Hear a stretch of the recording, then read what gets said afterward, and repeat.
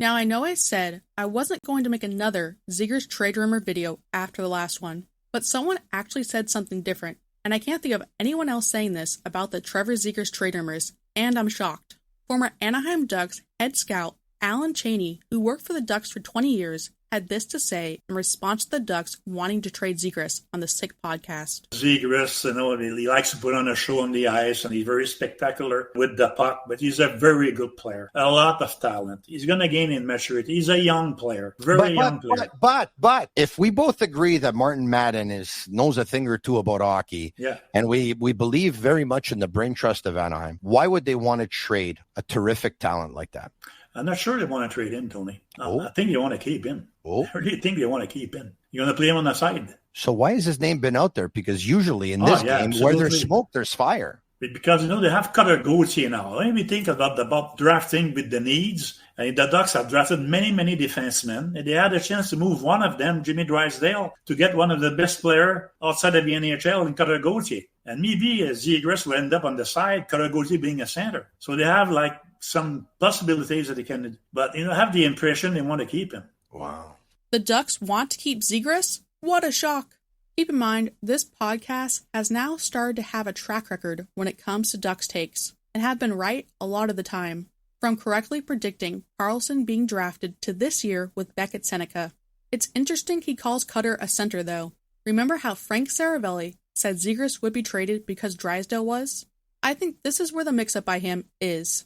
It's not because Drysdale was traded, it's because they acquired a player who could be an elite center and Cutter. That makes a lot more sense for the rumors than because his best friend got traded. The only problem with that is that word around the Ducks camp, and I believe Verbeek even said it himself, that Cutter will be a winger.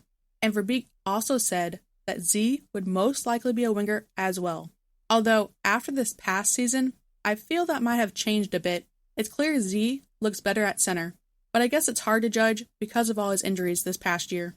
I just thought it was a refreshing take on the Zegras trade rumors, and probably the last of its kind till he signs an extension or is actually traded, which could happen, but I'm not going to go any deeper in that because if you haven't already, be sure to watch the video titled The Last Zegras Trade Rumor Video You Will Ever Need to Watch on our channel for my full thoughts on the Zegras trade rumors.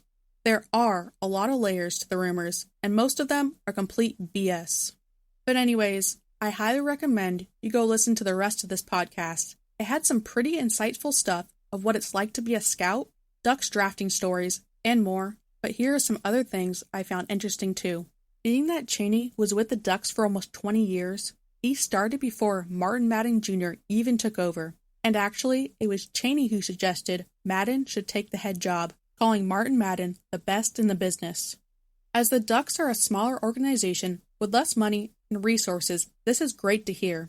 Our best way to compete is to grow from within, not being dependent on free agents for not wanting to come here for whatever reason, as we have seen so far in free agency this year. Martin Madden has done a great job overall. Definitely some misses, particularly in the later first rounds, but he has found some steals later in drafts. And looking at our prospect pool we already have, it's hard not to be excited.